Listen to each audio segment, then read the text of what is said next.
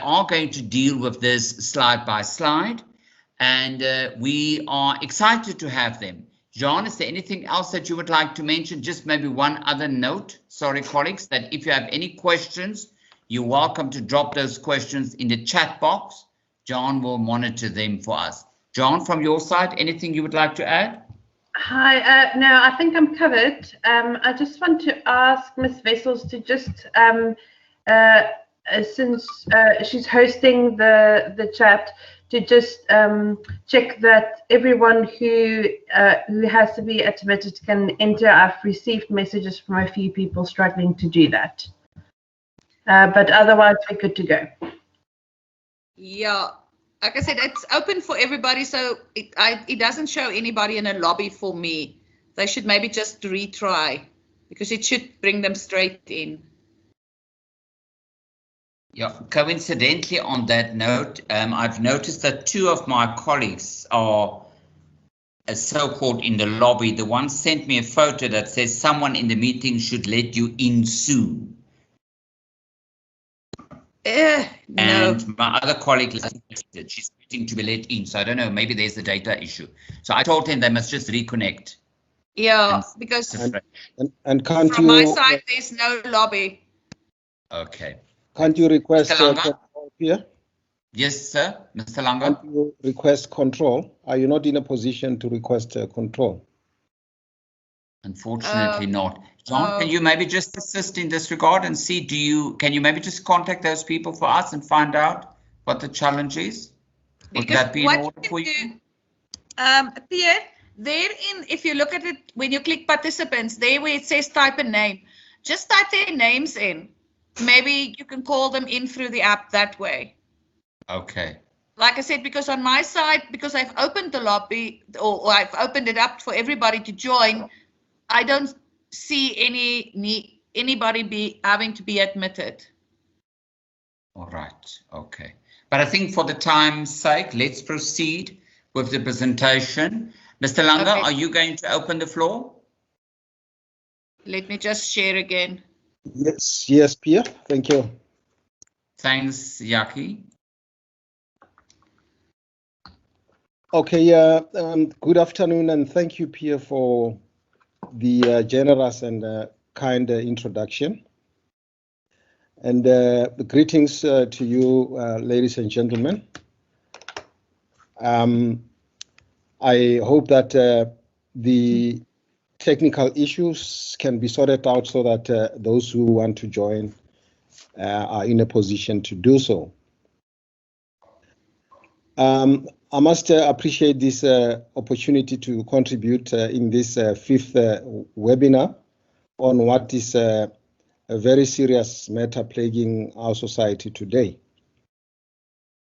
As you all know, there is so much violence in our society today that I even propose that our courts are at the moment our last bastion between us and this senseless violence that we see daily, not only in our courts, but around us in the communities in which we live.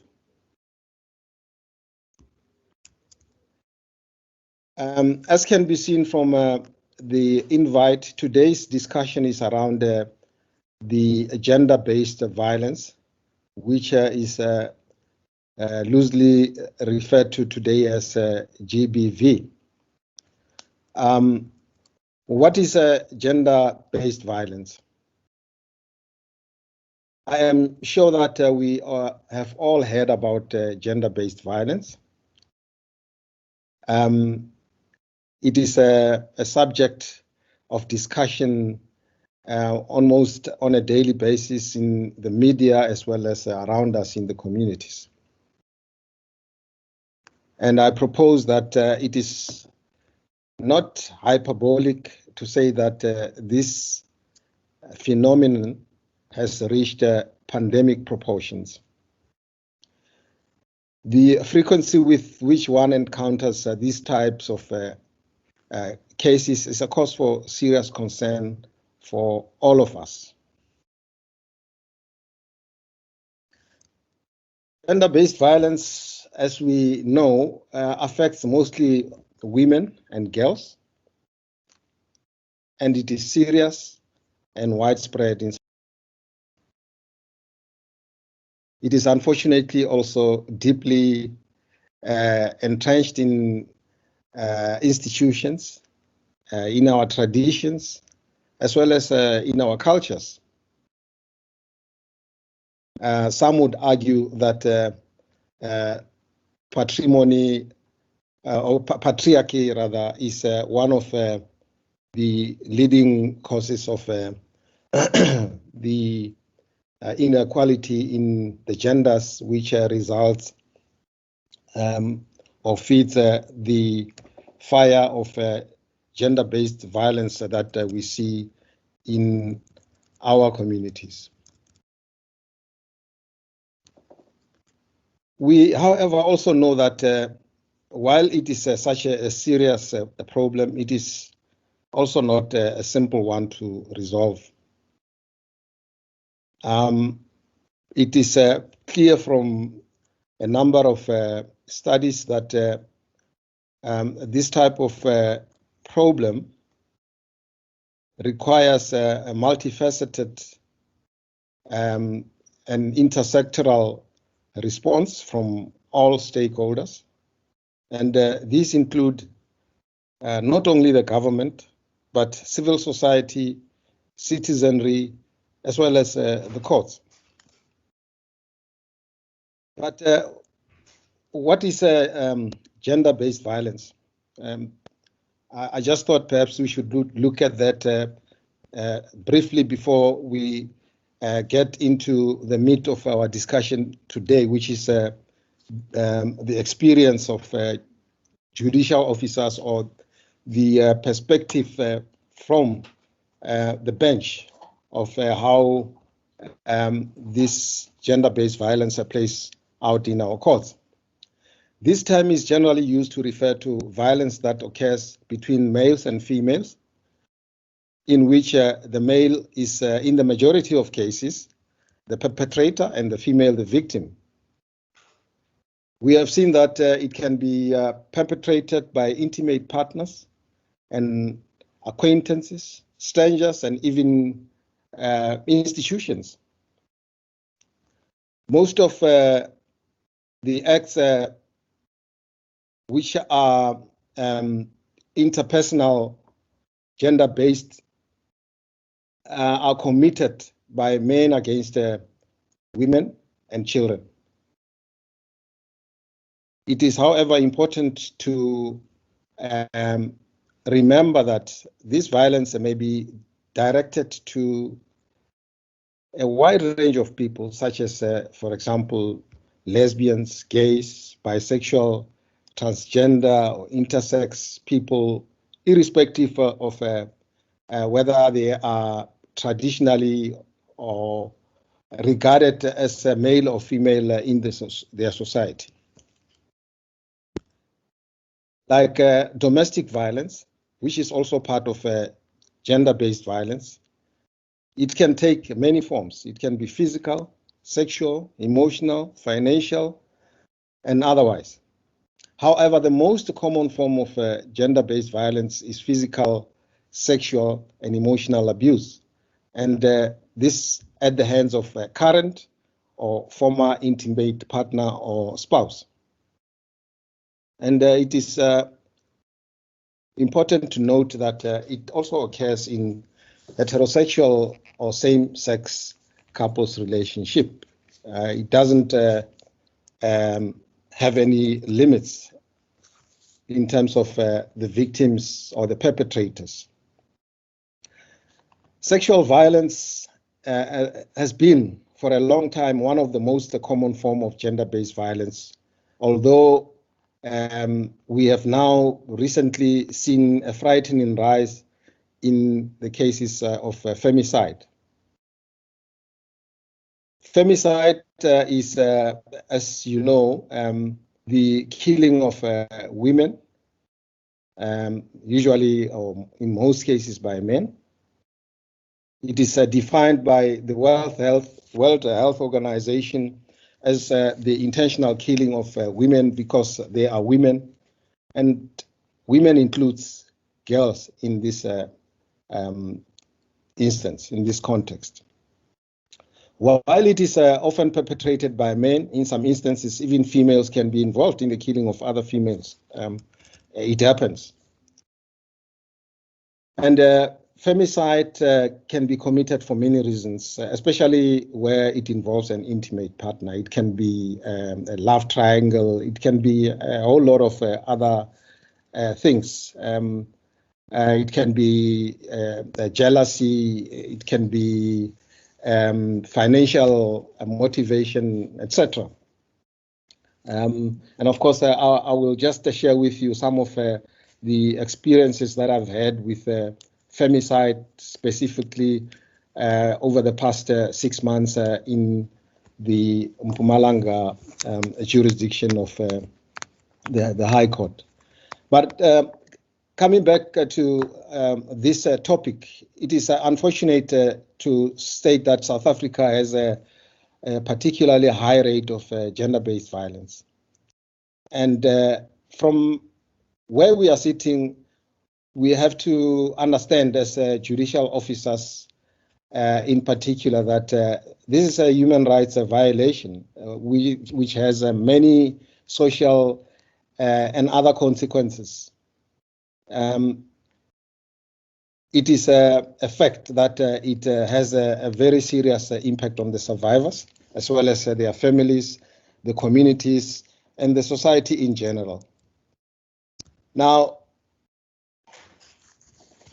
while the gender-based violence is a very wide subject, today's focus, as Pia said earlier on, is the perspective of gender-based violence from the bench.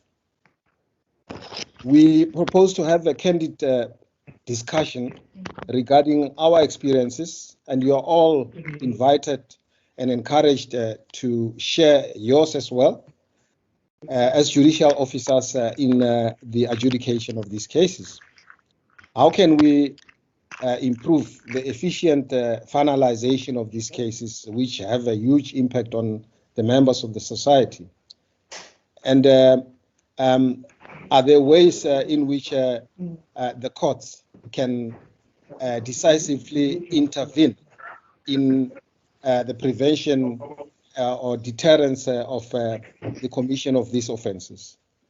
And having said that, I think at this point I'm going to ask my partner Jakkie to kickstart this segment of our webinar, especially in respect of what our experiences are as judicial officers in the adjudication of these cases.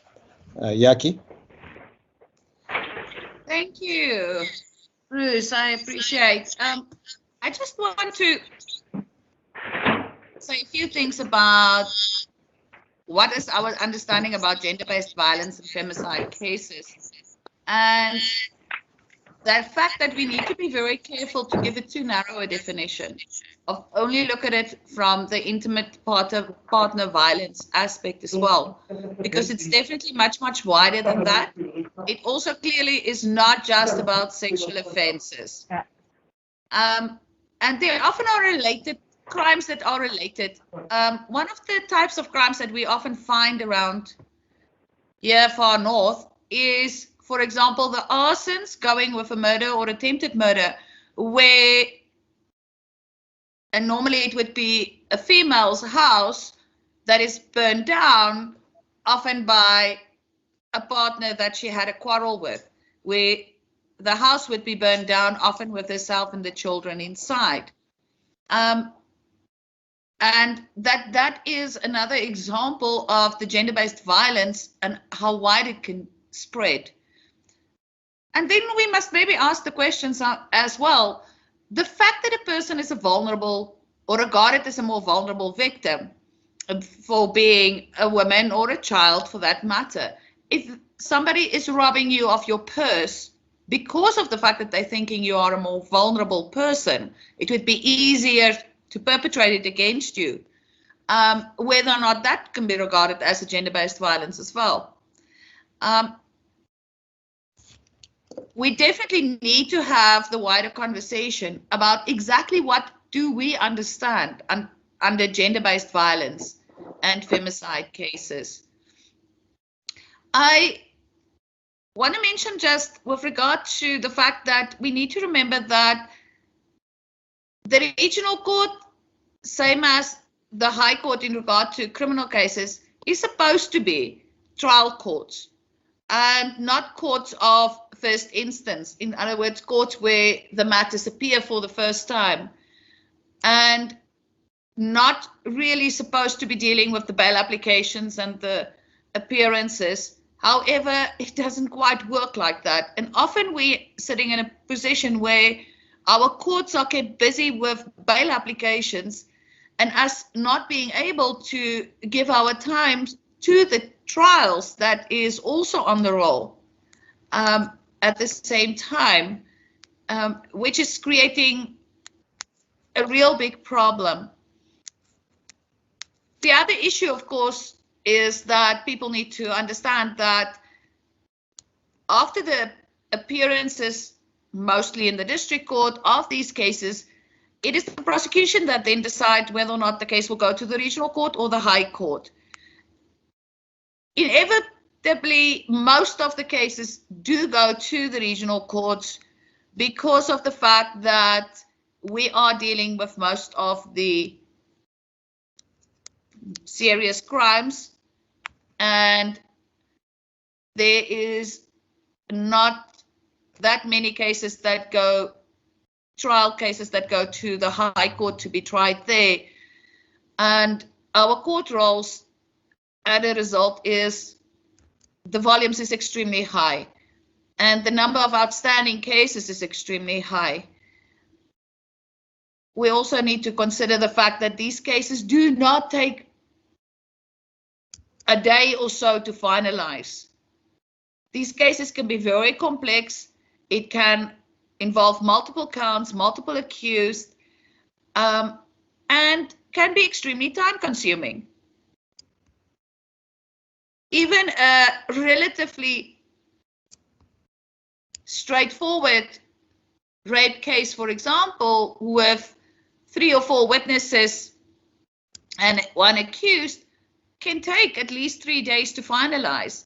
Even longer if you take the time, add the time that it will take to actually put sufficient evidence before court for purposes of sentencing as well, which is extremely important because we have to make sure that the voice of the victim is heard at all phases of the trial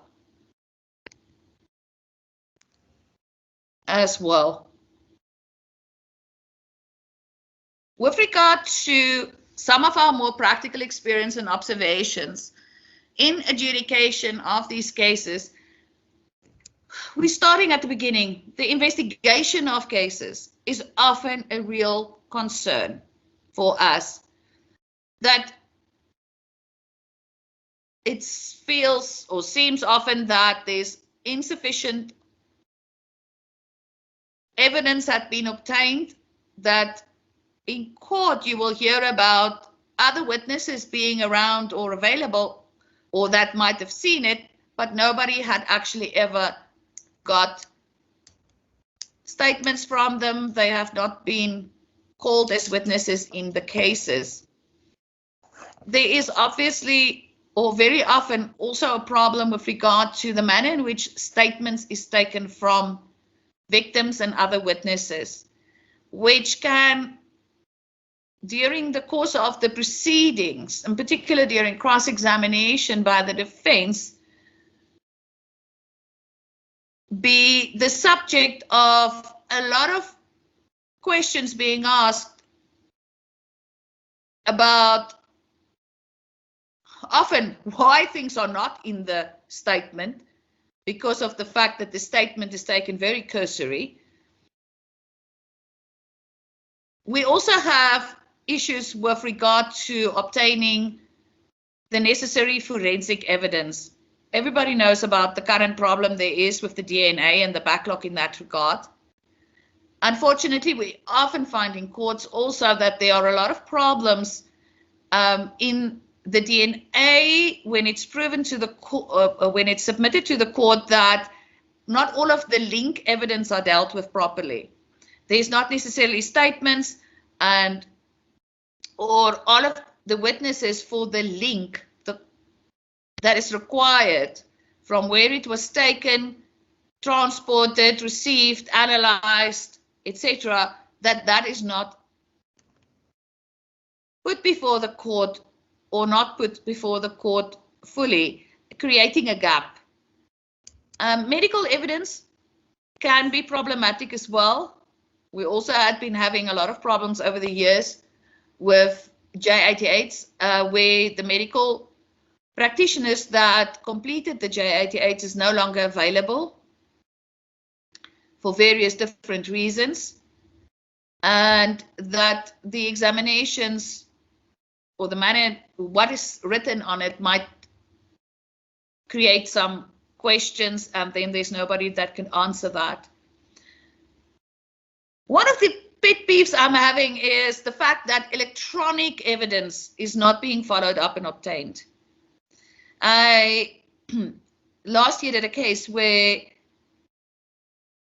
the sexual abuse came out because the mother saw a text message pop up, a WhatsApp message pop up on the daughter's cell phone.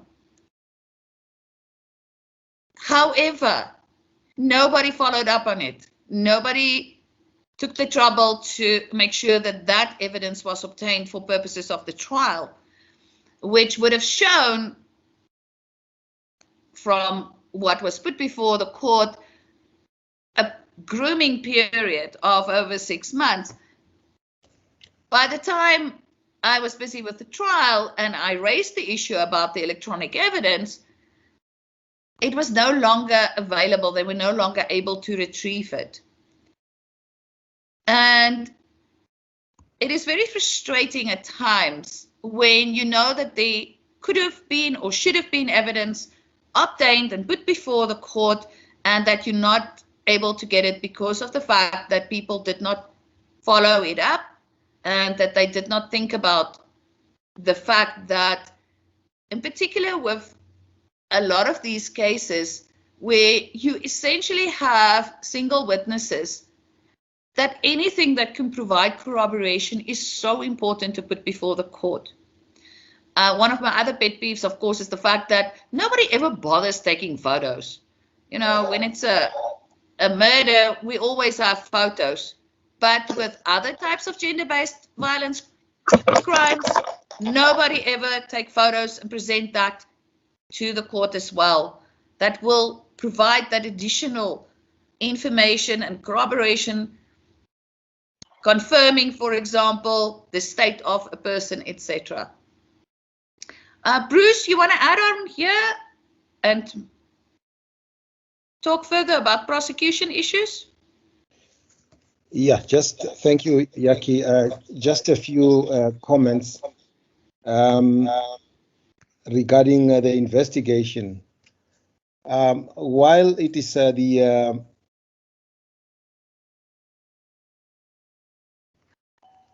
there should be some involvement of the state in guiding. I think that should be the right way, guiding the police in gathering information. This is important because unfortunately we have a situation which we cannot solve easily, where we do not have experienced police officers all over the place. So it is important that the prosecutor dealing with the matter, even though it's usually at a late stage, should thoroughly check the docket and make sure that if there is information that has been overlooked, it is also made part of the docket. But on the issue of medical evidence, it's so important And it's important because if it is not done at the time, if the victim, for example, is not examined immediately after the incident, say in a case of sexual assault or rape, or even murder, it becomes extremely difficult to do so later on. In fact, impossible to get any evidence which could have been obtained immediately after the incident happened. I had a matter in which it involved a serial rapist in the Barberton area, and there were more than 80 victims of rape, but almost 90%, in fact 98% of the victims did not have any opportunity to see the accused, who always made sure that he was having a mask, even though it was before COVID. He already had a mask then, balaclava or something to cover himself. He was very, very cunning and clever in the manner in which he preyed on these women. But I had never come across a case like that where this particular police station in Komatipoort, every victim was taken to their Tutuzela Center and examined immediately.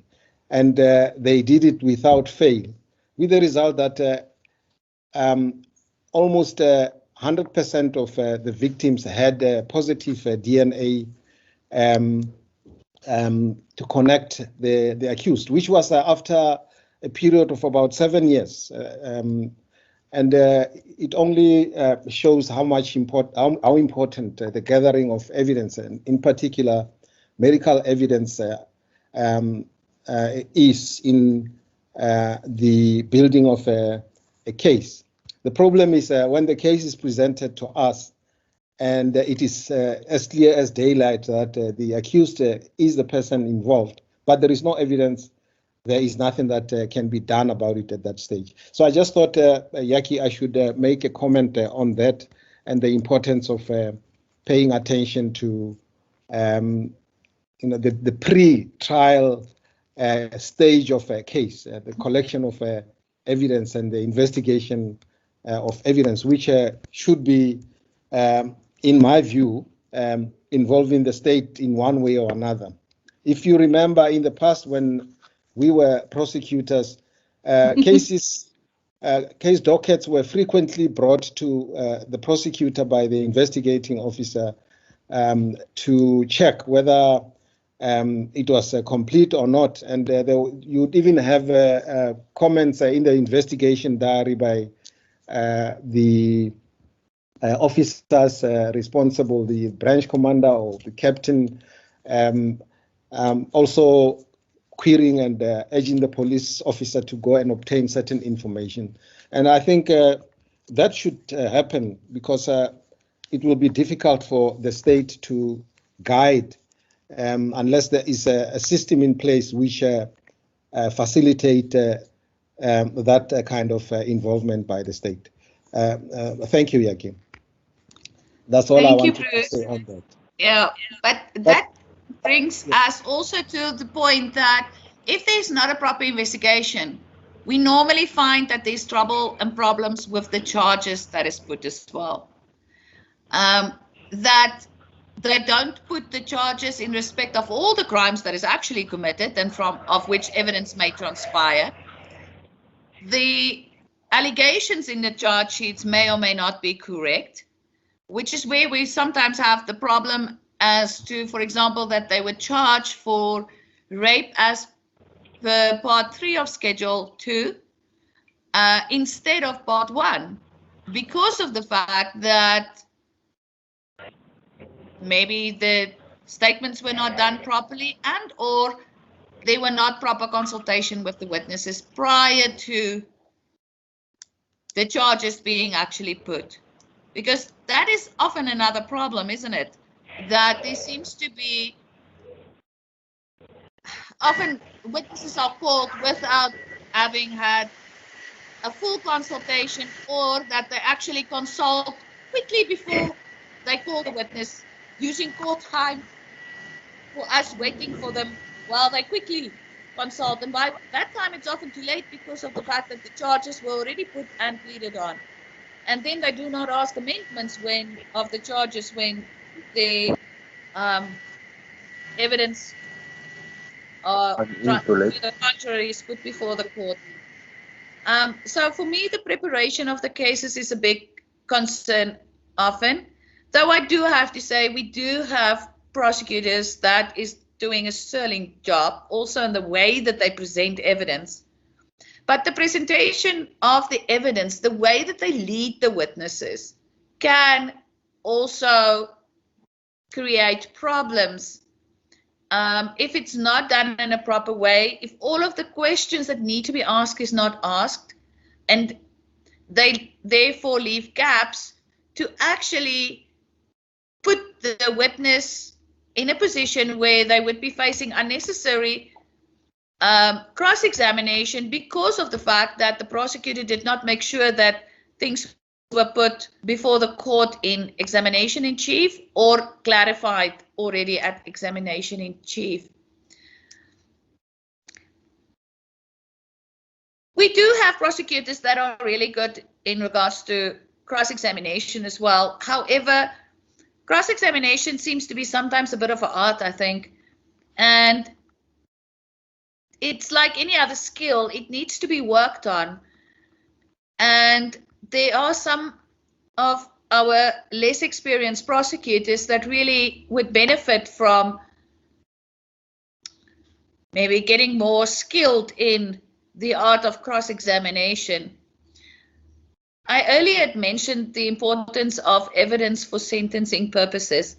It's quite clear from the case law for many years now that, in particular when you're dealing with gender-based violence and femicide cases, we cannot finalize a case, we cannot sentence an accused unless we hear from the victim, be that in the form of a victim impact statement or the victim impact report that is compiled by the social workers.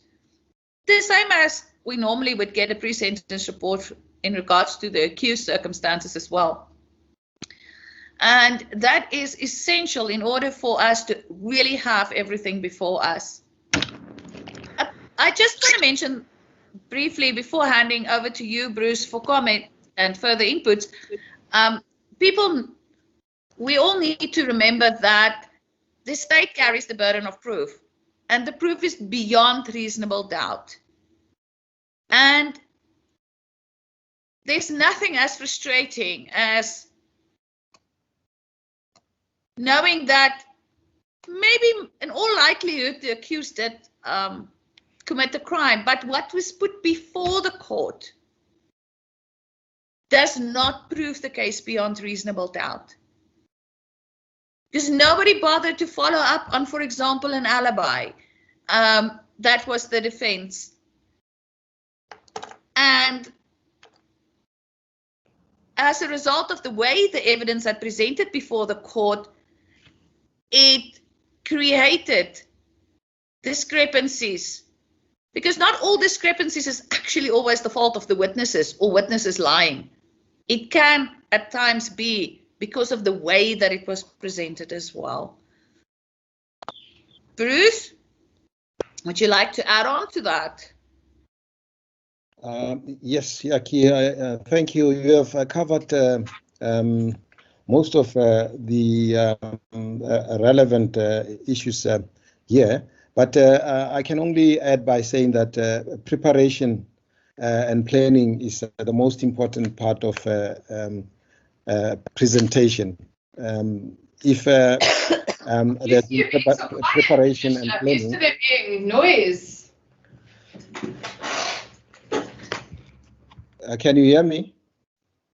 Yes. Yes. Preparation and planning is very, very important. I've seen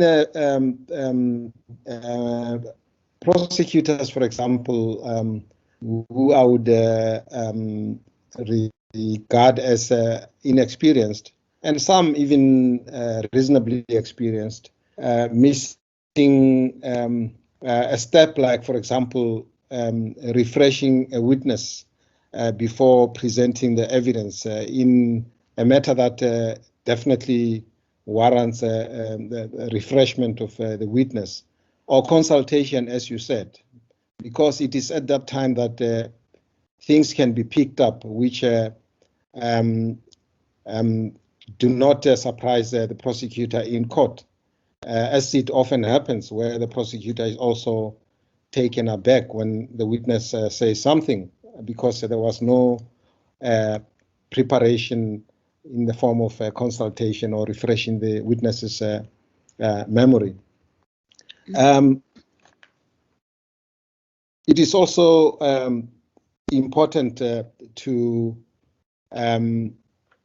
determine, or rather to, as a prosecutor, to know what the purpose of a cross-examination is, because frankly, in some cases, questions are just asked which do not really take the matter anywhere, except to simply repeat what the witness would have said, and without in any manner challenging that evidence. And that can be so frustrating if you are sitting on the bench and something like that is happening.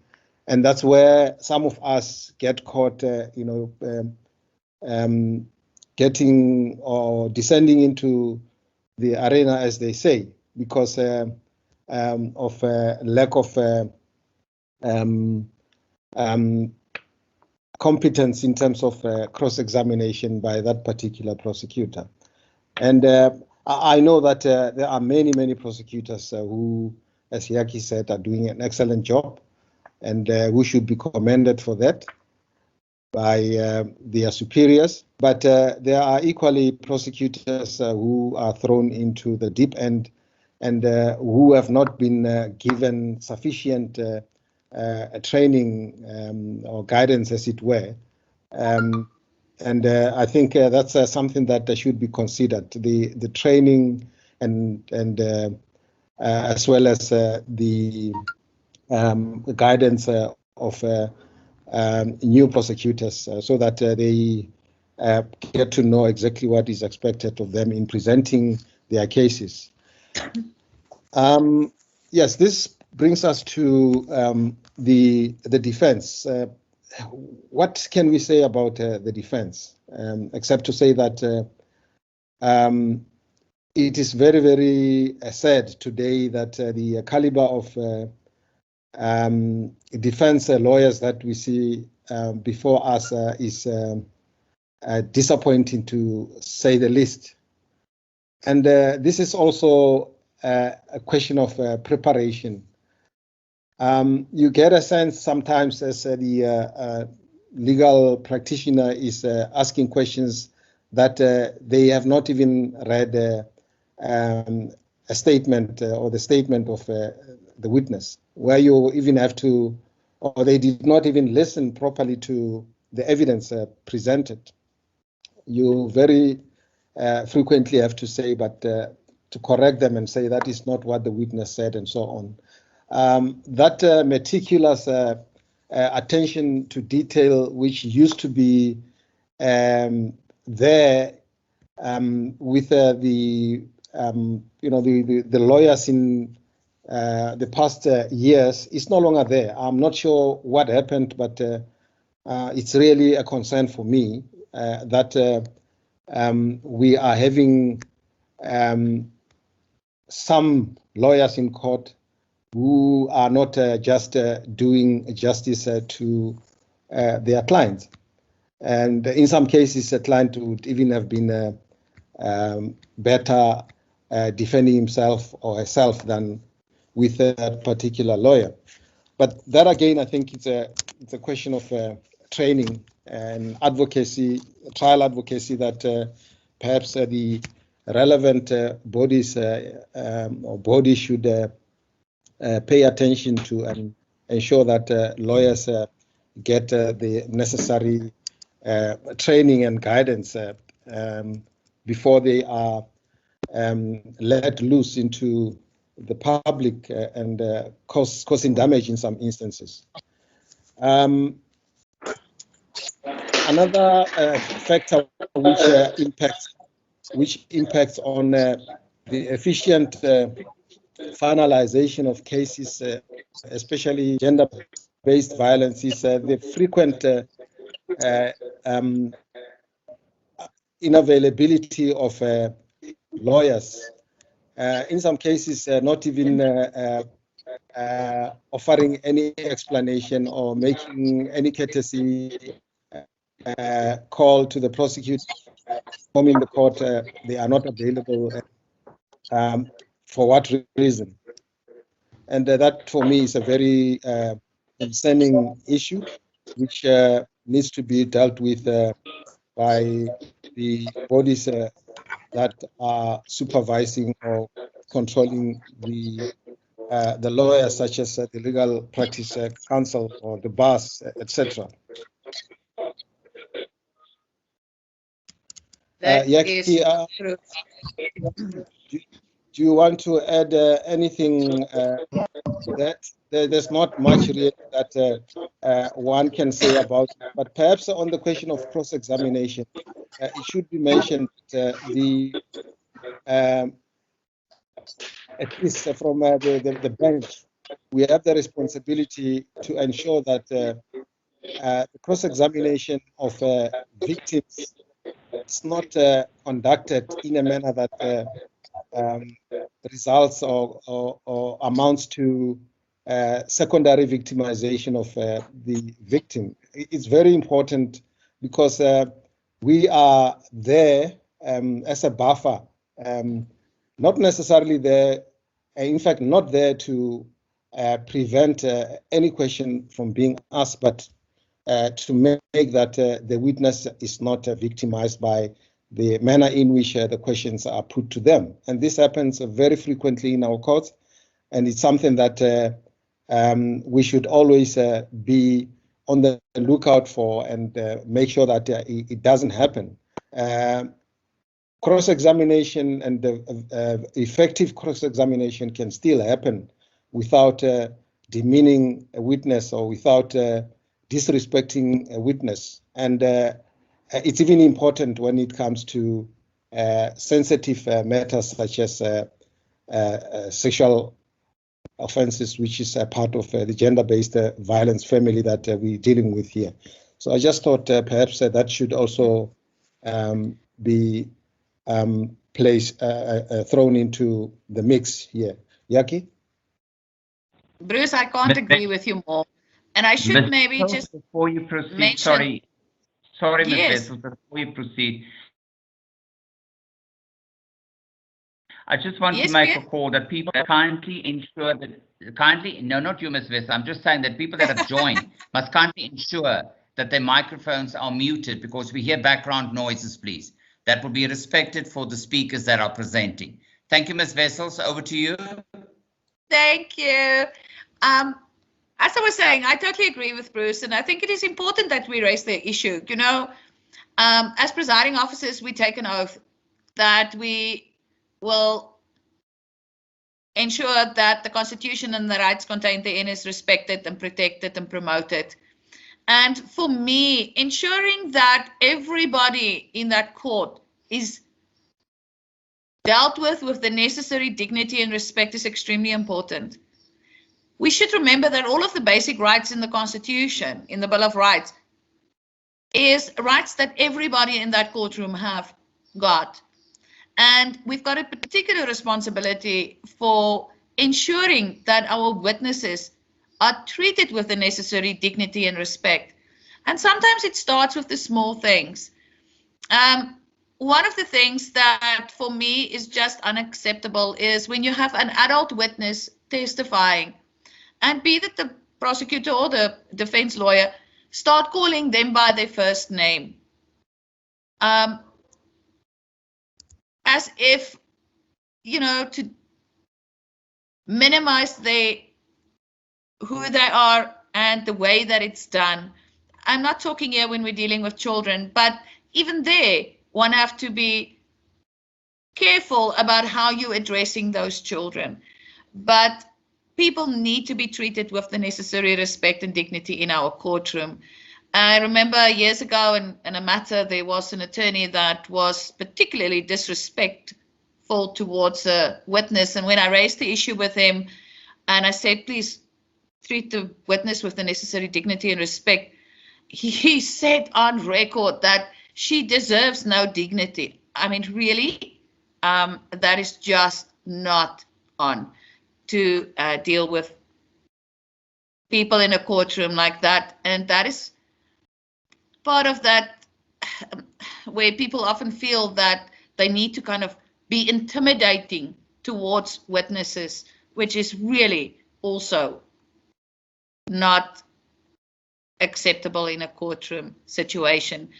We must remember that a court in itself, for most witnesses and accused for that matter, is a rather intimidating, strange, foreign place by itself. It's not like those of us that are working in it every day. And they're not always sure where to go, what to do, what they must do and may not do.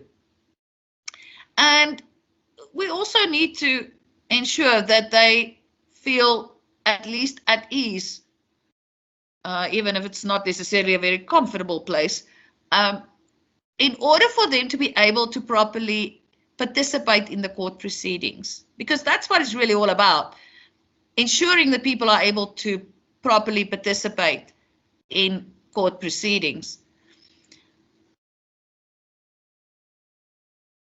We thought it necessary that we do just mention the impact of the case blockages and other systemic issues on the finalization of cases, because as much as cases can be delayed because of the fact that be that the prosecutor or the legal representatives are not available or haven't consulted, or witnesses are not available, or accused are ill, or whatever the reasons may be why a case cannot proceed on any given day, we unfortunately also have a variety of other blockages and often systemic issues. Most of these we have, as the Regional Court Presidents Forum, been talking to the relevant stakeholders, the department, for many years now. Unfortunately, many of these issues are of a systemic nature, and its impact on the court and the ability of our courts to function can, in some instances, be almost devastating. Currently, one of the big problems we're encountering is the long time delay there is to restore functionality to a CRT machine, the court recording machine, or the CCTV systems in our courts. Just in the last few weeks, I had a court that for more than a week could not operate because of the fact that the CRT machine was not working. If we can't record, we cannot work. And I'm not even talking here about the impact of things like load shedding. CCTV repairs takes even longer. The last two CCTVs that were not working, the one took 4 months to be repaired and the other one 3 months. And this is just unacceptable. We cannot have these cases delayed, because it also means that witnesses get tired of coming to court. And you're further traumatizing witnesses time after time if, for example, the CCTV is not working each and every time. The unavailability of other court staff, such as the stenographers, the interpreters, who plays an integral role and without whom we can't proceed with most cases, intermediaries, and then court orderlies, can't be overemphasized as well.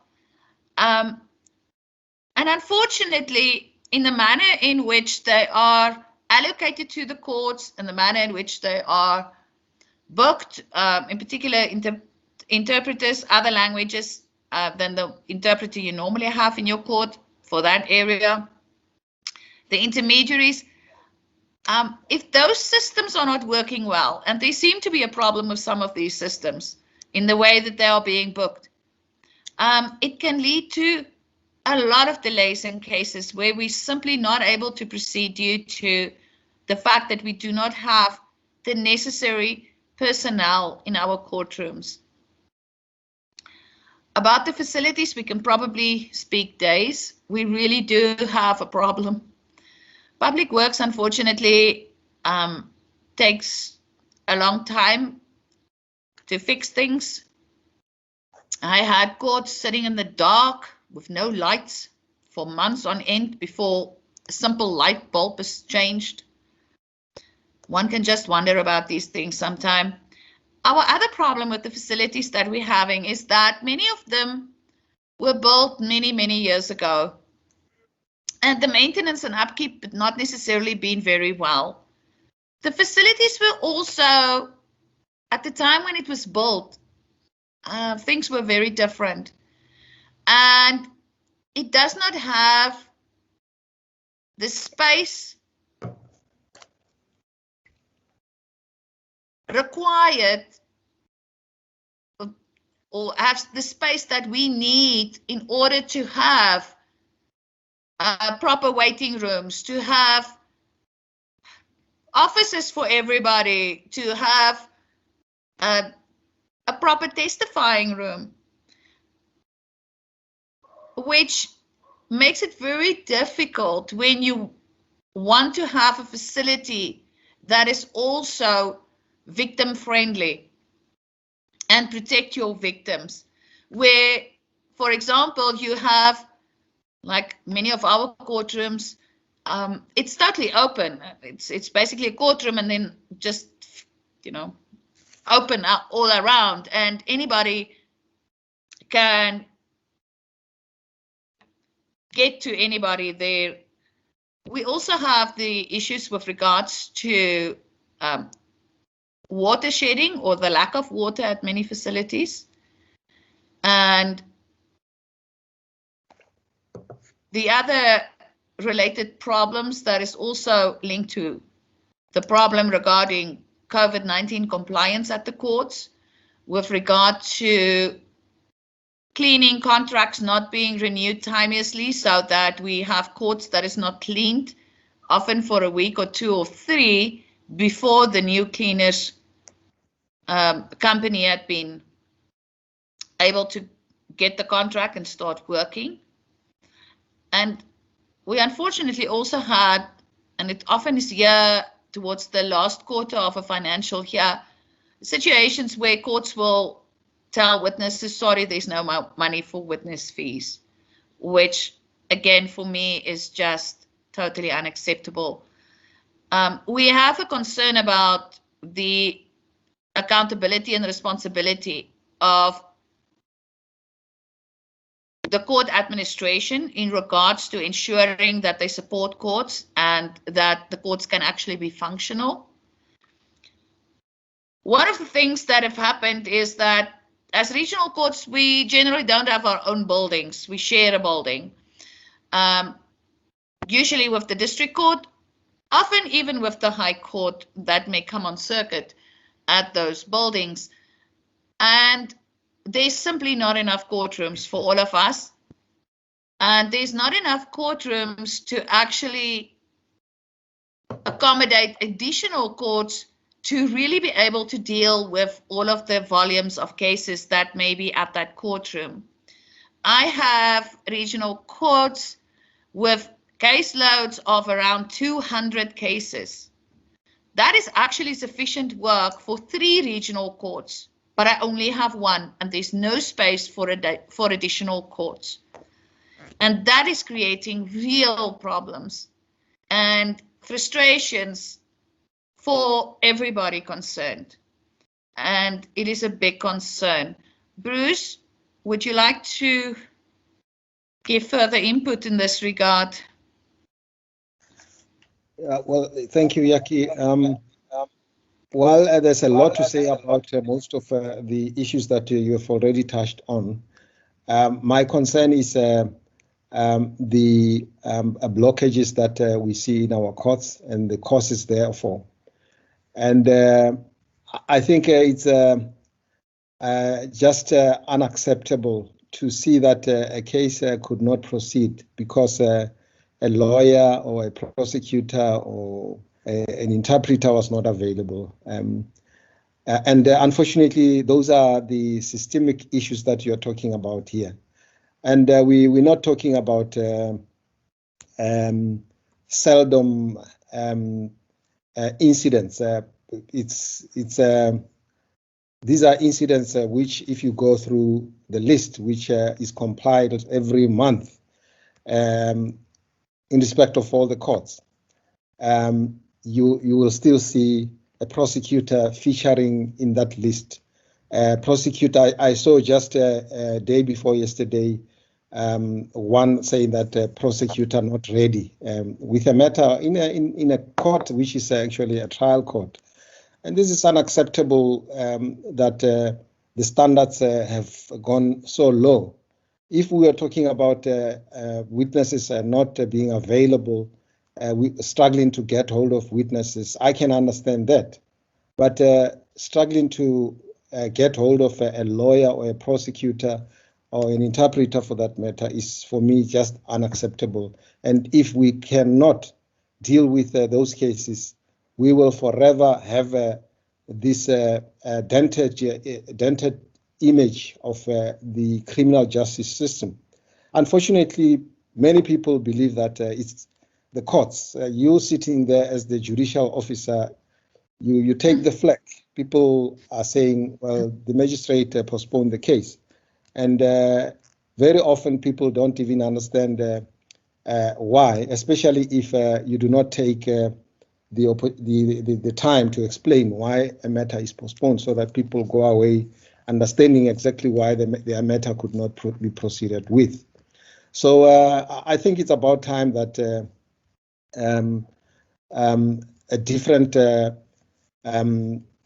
approach is taken, because we have had so many meetings. We are having many forums, the National Efficiency Enhancement Committees, we have the provincial committees, we have the local committees, we've got the regional committees, which are sitting every now and then to try and resolve these issues, but they are not going anywhere. But at the end of the day, they affect the victims of these crimes, in that some of the matters do not go to court, others go to court after years, which is unacceptable, because it also shows some people just don't take the system seriously, and the courts in particular. They think the courts are not serious about their work.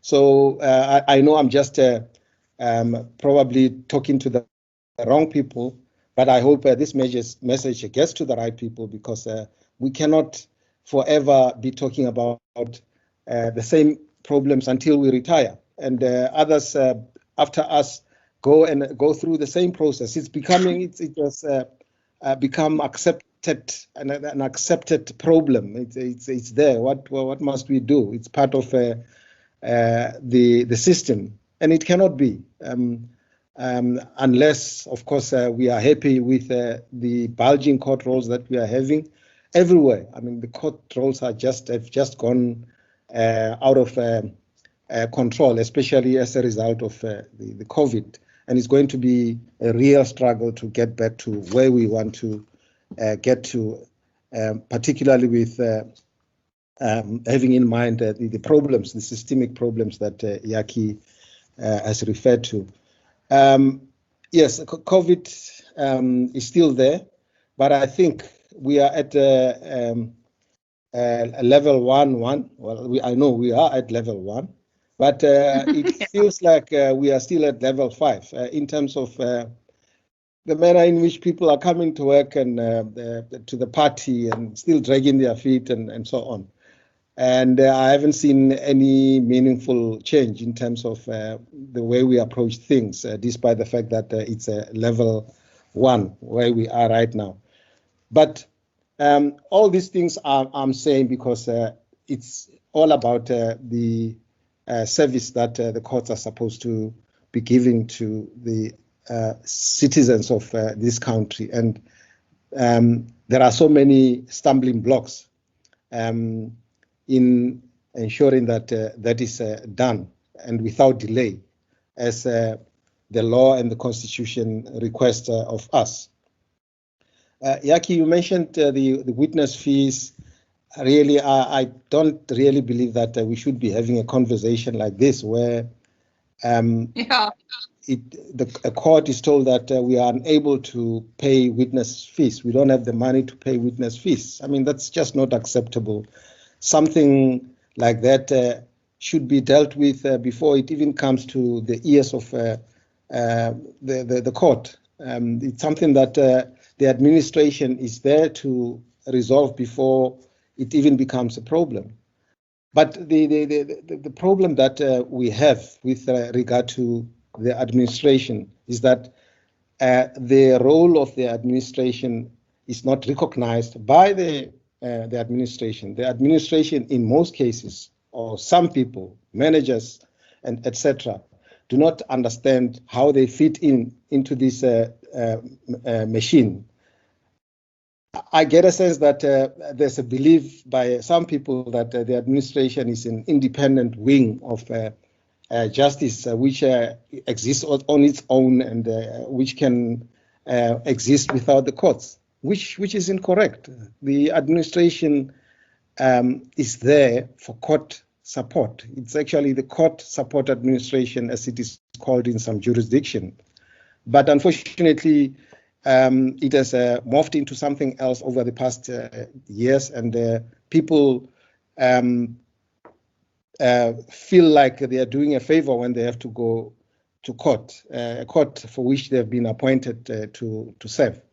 Perhaps I should stop there, Jakkie, with regard to this, and allow you to take us into the last segment of the webinar, which deals with what we propose can be done in order to resolve these pressing and urgent issues. Sorry, Ms. Wessels. Thank you, Mr. Langa. I see that Advocate Smith's hand is up.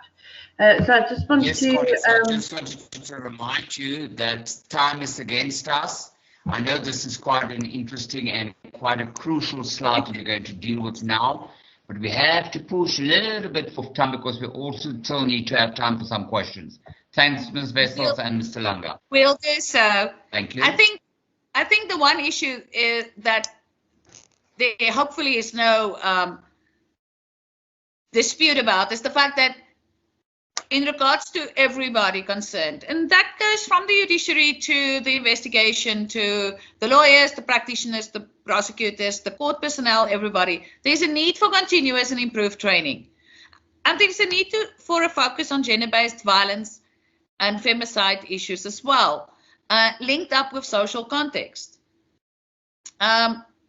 We've already mentioned the need for improved investigation and prosecutorial guided investigations and preparations of cases, ensuring that all evidence actually that's relevant is obtained and followed up on, and cases are properly prepared, charges are properly formulated, and all crimes are being charged for. The improvement of forensic services, the turnaround time there, I know they're trying to address it, but it really needs to get sorted out.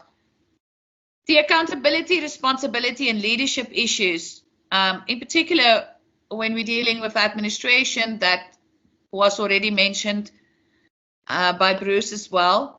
For the CRTs and the CCTV and the fixing problem, there's an urgent need that the department have to revisit the SLA with the service providers to improve the turnaround times. We can't have a turnaround time of 20 days or more, as in some instances, for them to fix it. Because if you talk 20 days, court time, then that is a month already. We can't wait months for things to be fixed. There must be improvement in booking systems regarding intermediaries and interpreters, a database for ad hoc intermediaries and interpreters and foreign language interpreters and other languages. You know, we have so many Shona interpreters in Limpopo, for example, and the other day they had to get us a Shona intermediary from Johannesburg because there's no database. That's also not making a lot of sense. One of the things that we feel is important and that we actually can already use, we don't need additional legislation really for it, because in terms of Section 158 of the Criminal Procedure Act, the case law is clear about it. You can use it for remote audiovisual testimony. We will save so much time and money if, for example, the expert witnesses can utilize audiovisual links to testify, and they don't need to travel from the forensic lab in Pretoria all the way up to Thohoyandou, and the travel and back means that they for 2 days not at the office to come and testify for 30 minutes or or an hour. We really should be utilizing audiovisual links a lot more and ensuring that those witnesses that otherwise would not be able to travel easily to get to a court can actually present their evidence and testimony before the court. There's no big difference with utilizing a remote audiovisual link and utilizing the CCTV systems we used to and using every day in our courts, except for the fact that it's like this on a platform. We in our practice directives for the regional courts, we included the fact that there should be a pre-trial done before we set the trial date to try and eliminate some of the issues that we normally find cause delays and or postponements are necessary. There are, however, a lot of, and that comes from both prosecution and practitioners, a reluctance to do that because they feel that it's not in the legislation itself. And that creates a bit of a problem because for us it's part and parcel of an important case management tool to be able to have pre-trials, able to make sure that everything is sorted out before I give court days to a matter. Considering the fact that most of the cases I can't put down for 1 day at a time, it won't take 1 day to finalize it. I need more time, and I need to make sure that if I give you 3 days, that you will be able to utilize it, because of the fact that everything is sorted out and arrangements is made for whatever is needed to be made. Because court and case management is so important. And us as judicial officers have to make sure that we actually manage our courts and our cases. But we can't do that alone. A court, because we're consisting of so many different stakeholders that make up a court, and is required to make a court functional, we all need to work together. And that is such a big problem at times with people not willing to work together. Because it's all good and well to be on opposite sides in regards to a case, but as to make sure that the case can start and proceed and get finalized, we do need to work together on that aspect. And that's the last from me. Bruce, you want to have the last bit on this before we hand back to the moderators? Yes, just one comment on the last item that you touched on, which is case and court management. I think we have to be very clear that without time management, which should be part of court and case management, we can never achieve the results that we want. This is mainly something that is in the control of judicial officers, ensuring that times are adhered to and adjournments are dealt with within the allowed time, etc.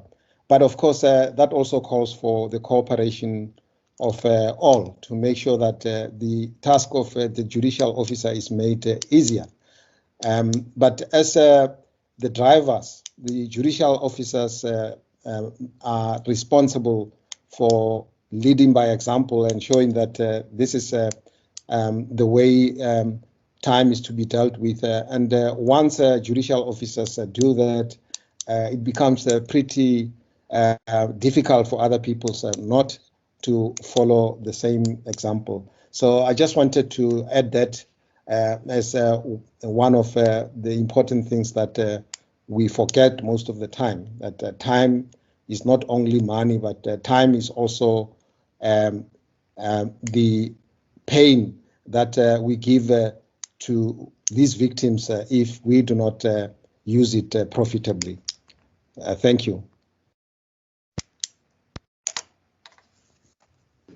Thank you, colleagues. Much appreciated. From my side, I think your last slide was absolutely essential and crucial because it summarized a lot of relevant points that we know are sort of like the stingy, painful stumbling blocks that we have in taking forward. I think in summary, and I'm not going to summarize all that you've said because you said both a mouthful, the victim-centric approach as enshrined by government is crucial in going forward.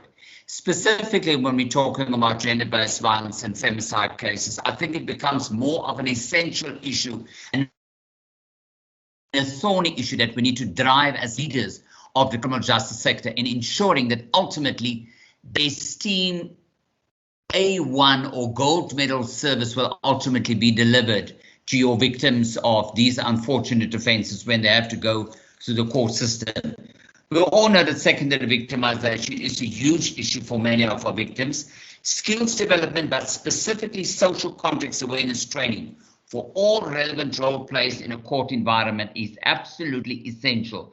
We need to have that enshrined as a going forward because it gives you the knowledge, the know-how on how to deal with victims. And we all know we're talking about emotional cases and also cases that in many instances are quite difficult to prove in a court of law.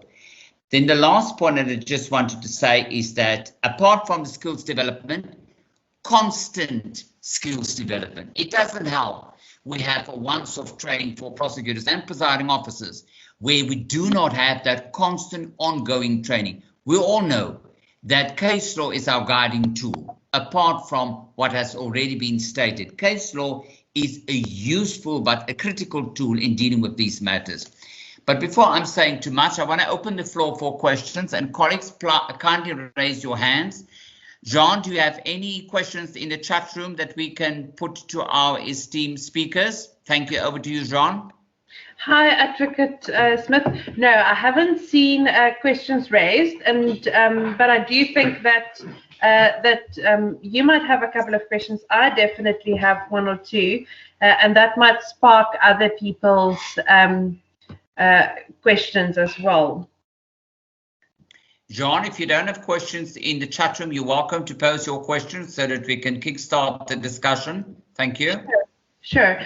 So the government and the criminal justice system specifically has committed to following a victim-centric approach with regards to what happens in gender-based violence and sexual offences matters.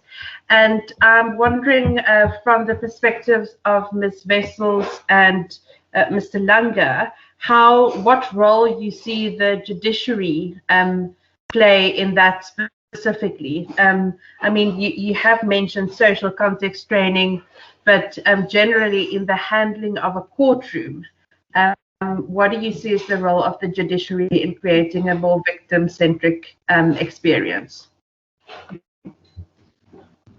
You want to go first, Jakkie, or you? You can go. You want? You can start off. Okay, John. This is the issue that I referred to earlier when I was commenting on the manner in which the cross-examination of witnesses, for example, is conducted in some cases unbridled. while we are there as judicial officers and not coming to the rescue of a witness who deserves to be treated with dignity and not scorn and contempt, as it sometimes happens. So the judiciary, we as the judicial officers play a very, very central and important role, especially within the court setting. If the judicial officer is in control and is sensitive and socially aware, that sets the tone.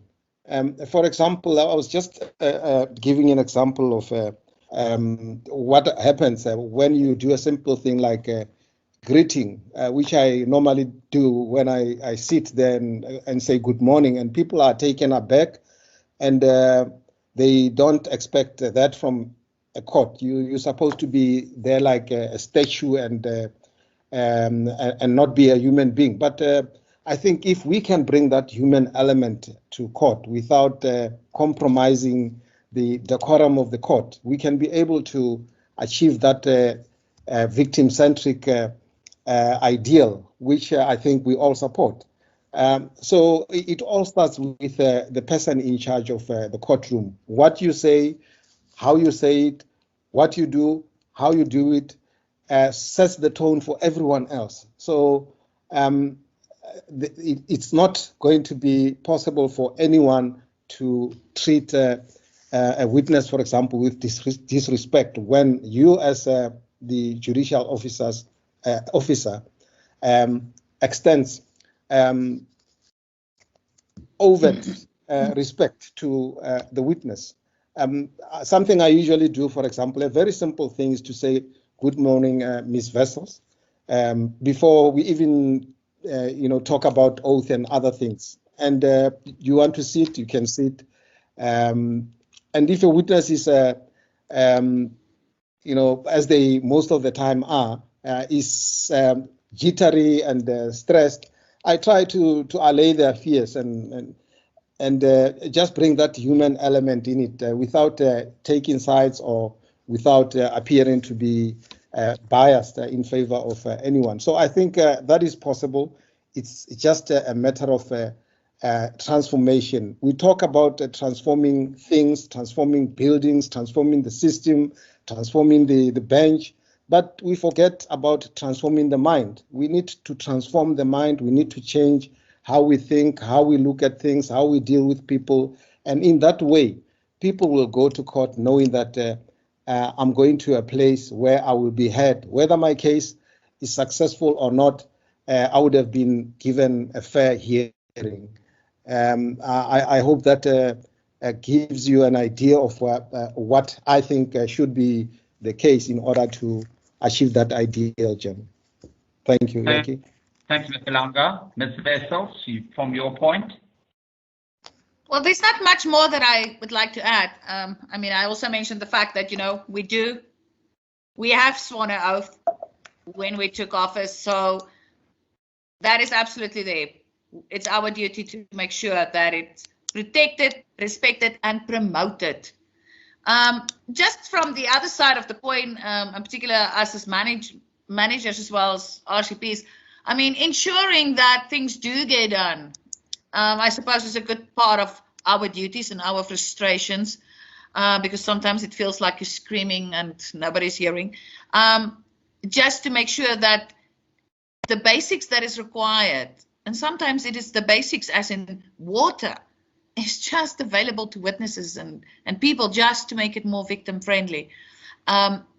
We still need a long way to go, but we have to work together. And it's so important that we all actually just start working towards the same basic goals of ensuring that justice is done, that cases do get the opportunity to be heard and dealt with and finalized in an atmosphere, at least, even if it's not the perfect buildings, where people would not be terrified of the place and the people there as well. Thank you. Thank you, colleagues. And what you've also said earlier, Ms. Wessels, I think is absolutely essential too, and it's the whole concept of stakeholder cooperation. You've reiterated the fact that, yes, in a court environment, we all have our specific role to play, and your role would obviously be the adjudication of these cases and to ensure that you're dealing your job with the utmost objectivity.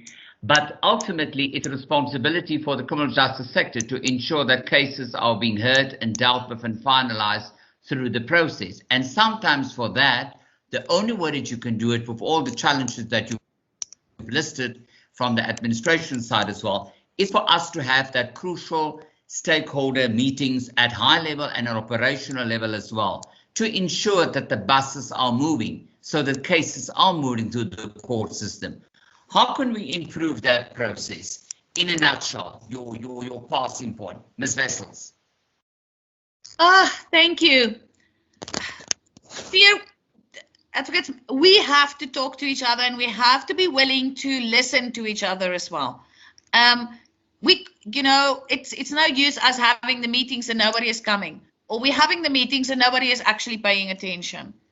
We have to all have that commitment to make sure that we bring about the changes that is required, that we make sure that the cases can go forward. This really is about not talking, but about doing and committing to doing as well. Bruce, you want to add? Yeah, well, just to say that we talk about cooperation, but we do not, we just pay lip service to it. We do not cooperate. And if we could, as stakeholders, cooperate in the real sense of the word, we would be able to achieve more than we do at this moment. At this point in time, we are operating in silos. Despite meeting every quarter or every month, we still repeat the same mistake. We still talk about the same issues.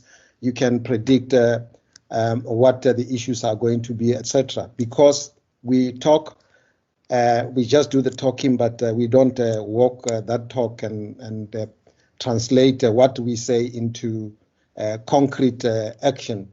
And action is what we need, and not talk, is all I can say. Thank you. It seems like that we're talking about there's a lack of an accountability structure in place.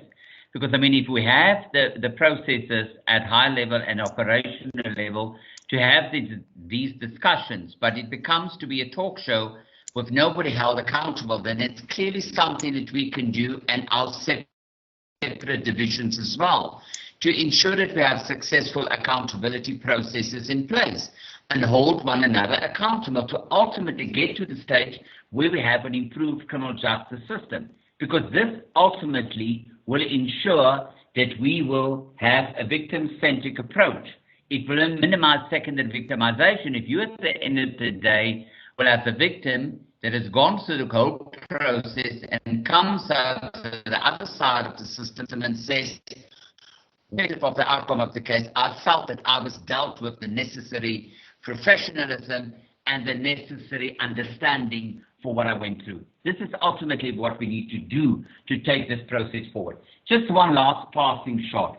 I know that from the prosecution side, the prosecutors will raise the issue and will say that some of the magistrates, and I'm glad that you guys were absolutely blatantly honest when you said that some of the prosecutors do not do their work as they should and should have more thorough preparation. Thank you for that, because we need that type of work. But the ball goes both sides, because in some instances we feel that some of the presiding officers are not having the necessary required social context awareness training. And in this field of expertise, that element is crucial. Kindly take us through the process, what you said to me earlier on, Ms. Wessels, that you have on the table for presiding officers in this regard. Thank you. Thank you. I totally agree with you. For many, many years now, in particular for regional court, and it's quite known that for regional court, it's not that easy to be a regional magistrate. And if you're a regional magistrate, the training is quite intense. And we do not apologize for that, because we feel it is so important to ensure that we prepare regional magistrates and potential regional magistrates to ensure that they're able to have all of the required skill and the social context understanding before they go to before they do matters on the bench. We have a program that we've been running for about 15 years now, so-called Judicial Skills Course for aspiring regional magistrates, because we've also realized a long time ago that you can't get somebody to act on the regional court bench if they did not have some basic training and understanding about regional court matters, in particular sexual offences, child witnesses, social context, minimum sentences, all of those aspects. So there's a basic course for that, and a lot of it focus on judgment writing as well. And then for newly appointed regional magistrates, apart now from the latest group that Sajay still need to decide how we're going to deal with it, but normally for all newly appointed regional magistrates, they are put through a very intensive 1-month course, 3 weeks of which is solely dealing with criminal matters, of which a whole 1 week is solely dealing with sexual offences and everything that can be dealt with. We do get experts in as guest lecturers as well. It's a lot of practical training, a lot of social context is built in everywhere, and a lot of judgment writing and skills training that is going into this training. And then we do have regular training. For example, ever since COVID started, from the beginning of end of March, end of May, beginning June, we have started with every second week we have a webinar for the regional magistrates on a variety of different topics, for example, to ensure that we do not lose touch, that we make sure that we keep our knowledge and our skills current. Dissemination of new cases, articles, that takes place on a daily basis. We really do try to ensure that we all can be the best we can be. We do have mentors as well for each other, which is also an important aspect. But I suppose we can always do more. We're never resting on our laurels in this regard. Bruce, I used to be a council member for Sajay, but Bruce is currently the council member for Sajay, which is the training institute for judicial officers. So I think he should have the last bit on that. Yes, thanks, Mr. Langa. Over to you. Yes, I think Jakkie has said a mouthful, as she always does. I can only I can only add that training is one of the most important elements of what we do as the regional court presidents, in which most of us are physically and practically involved in the training that Jakkie has referred to. And in fact, it's a continuous thing, and Sajay has now taken over the training, which used to be dealt with by the regional court presidents and other guest lecturers, etc. But it is done on a continuous basis still, and as we speak, there will be a discussion next week regarding the training of newly appointed regional magistrates in order to come up with a way forward in terms of how that is going to pan out, especially in these COVID times where things are done differently. But yes, training is very important, especially social context, which you specifically referred to, Pierre. It's very, very important if we are to reach or to be victim-centric, as John said. Thank you.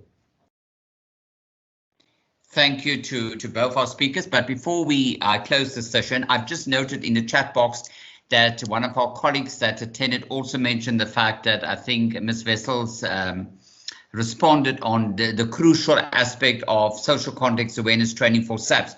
Remember, that's enshrined by Act 32 of 2007, that SAPs and the prosecutors must be trained on social context training. So that's obviously included for SAPs as well. Jean, any questions from you, or can we close the session? I see there aren't any hands raised for additional questions. Over to you, John. There's nothing from me. I just want to say to Mr. Langa, whom Rep Crisis has worked with in the Western Cape, thank you for his contribution to the courtrooms in the Western Cape and creating a better experience for survivors. And I also want to thank Ms. Wessels, because I know that she really extensively makes sure that the magistrates in Limpopo has the necessary training and gets the necessary debriefing. But there's no more questions from my side. Thank you. Thanks, John. Then I will end the session. Thank you to our esteemed speakers. As I introduced right from the onset, you shared your expertise and your knowledge with us. It's much appreciated, to both Ms. Wessels and Mr. Langa. And thank you for all the good work that you're doing in this difficult field of dealing with these type of cases. We all know that gender-based violence, femicide cases are sensitive, emotional, but challenging cases in court too. But your expertise and your knowledge in this regard is much appreciated. But I'm sure this is a topic that we will still proceed with in going forward. There might be a chapter 2 of this webinar as we're taking it forward. Thank you, colleagues, for your time and being with us. And to the people that attended, much appreciated. I hope you have learned interesting scenarios from our speakers and that you will be able to take this forward. Thank you, colleagues. The session is officially closed. Thank you. Thank you.